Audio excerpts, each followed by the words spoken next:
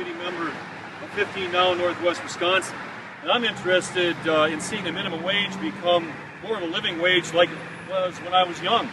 Adjusted for inflation, the minimum wage should be over $11 today, and if you factor in productivity, we are at 15. We're not asking for anything really new. The members of 15 Now Northwest Wisconsin have seen workers struggle to make ends meet while doing some of the most important work in society. A particular interest of mine is how human service workers struggle in difficult jobs with poverty wages. We need to encourage and retain people who do this important work. Do we as a people think that human service workers are doing an important job? Can we imagine a world without workers such as this?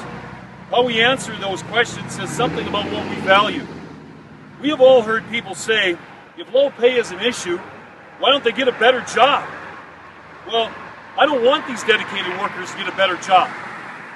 I want them working with my son, who has handicaps, and being paid a living wage so they can make a career out of this important work.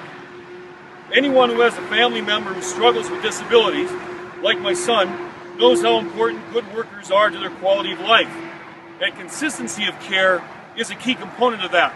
Turnover in the industry causes all kinds of problems for some of our most vulnerable members of society. I very much appreciate the human service workers who worked with my son and made his life easier to manage. My late wife and I considered some of these workers angels. They gave him support and direction beyond what we were able to provide because of their expertise and training. It's very frustrating to see the turnover in these jobs because while the work can be very rewarding, the pay is near poverty levels. This is particularly disturbing when the vast majority of these workers are women. The people that take care of our disabled children, our elderly parents, and the most vulnerable among us deserve a living wage with affordable health insurance, paid sick leave, and vacation, as all workers should have.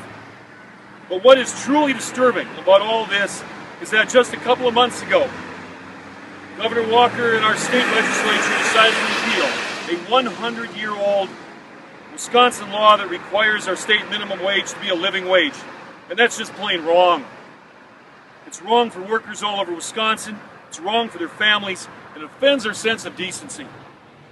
I come here today on behalf of my son and the home care workers who help make his life better, and on behalf of working families all over Wisconsin. I want to tell Governor Walker that it's not enough to talk about creating jobs. The jobs that people already have should pay living wages and provide good benefits. I want Governor Walker to go back to Madison and restore Wisconsin's living wage law and start looking after the families and the people that he was elected to serve. Yeah, thank you.